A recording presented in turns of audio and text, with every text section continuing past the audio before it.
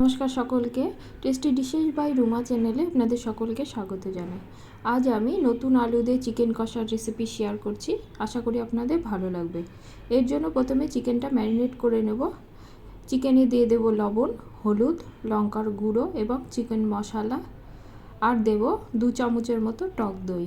অল্প তেল দিয়ে ভালো করে মেখে আধা ঘন্টা থেকে 1 ঘন্টার জন্য রেখে দেব। আধা ঘন্টা পরে কড়াতে তেল দিলাম। আমি সাদা তেল ব্যবহার করেছি। তেল দিয়ে চিকেনের টুকরোগুলো দিয়ে 2 পিঠ লাল করে ভেজে নেব।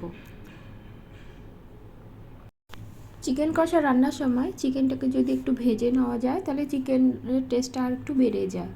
আমার চিকেন ভাজাটা হয়ে গেছে, এবার তুলে নেব। এবার চিকেনের জন্য মশলাটা করে নেব।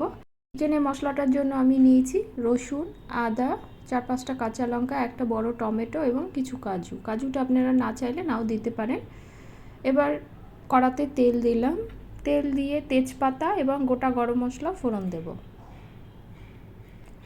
ফোড়ন থেকে সুন্দর গন্ধ বেরোলে ঝুরি করে কেটে রাখা পেঁয়াজগুলো দিয়ে দেব। পেঁয়াজটা খুব কড়া করে ভাজবো না, হালকা গোল্ডেন ব্রাউন হলেই এর মধ্যে দিয়ে দেব হলুদ এবং স্বাদ মতো নুন, আর দেব বেটে রাখা মশলাটা। একটু মিশিয়ে নিয়ে দেব জিরে গুঁড়ো, ধনে গুঁড়ো এবং লঙ্কা গুঁড়ো। এবার মশলাটা সময় নিয়ে কষাতে হবে। মশলা যত ভালোভাবে কষানো যাবে রান্নার টেস্টটাও কিন্তু বেড়ে যাবে। মশলাটা দেখুন আমার কষানো হয়ে গেছে, তেল ছেড়ে এসেছে। এবার আমি এতে ভেজে রাখা চিকেনগুলো দিয়ে দেব। চিকেনগুলো দিয়ে আরও মিনিট 5 ভালো করে মশলার সঙ্গে কষিয়ে নেব। মশলা যত ভালোভাবে কষবে তেল কিন্তু তত ছেড়ে আসবে। এবার এর মধ্যে আমি কেটে রাখা আলুগুলো দেব। আলুগুলো একটু বড় বড় আকারেরই দিয়েছি আমি, যেহেতু নতুন আলু তাড়াতাড়ি কিন্তু সেদ্ধও হয়ে যাবে। এবার আলু আর চিকেন সহ ভালো করে আরও কিছুক্ষণ কষিয়ে নেব। ঢাকা দিয়ে মিনিট 10 রেখে দেব। দেখুন কি সুন্দর তেল ছেড়ে এসেছে। এবার ভালো করে মিশিয়ে নেব। ফেটানো টক দই 2 চামচের মতো আমি দিয়ে দিলাম। আমার দইটাতে জল ছিল না। দইটা দেবার সময় গ্যাসের হিটটা একদম লো রাখবেন, নাহলে দইটা ফেটে যেতে পারে। দই দিয়ে মশলাটা আরও মিনিট 5 থেকে 7 মিনিট কষিয়ে নেব।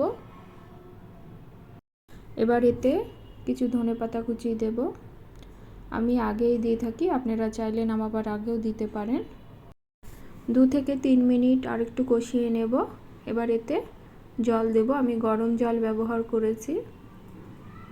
গরম জল দিলে মাংসের টেস্ট আরও বেড়ে যায়। ঢাকা দিয়ে আরও 10 মিনিট রান্না করব। আমার চিকেন এবং আলু কিন্তু সেদ্ধ হয়ে গেছে এবং ঝোলটাও বেশ গাঢ় হয়ে গেছে। এই অবস্থায় আমি অল্প গরম মশলার গুঁড়ো দেব এবং ভালো করে মিশিয়ে নেব। মিশিয়ে নিলেই রেডি কিন্তু চিকেন কষা। শীতের দুপুরে বা রাতে গরম ধোয়া ওঠা ভাতের সঙ্গে এই চিকেন কষা পরিবেশন করলে সকলের মন কিন্তু জয় করে নিতে পারবেন। দেখা হবে পরের কোনো ভিডিও নিয়ে। সবাই ভালো থাকবেন। ধন্যবাদ সকলকে।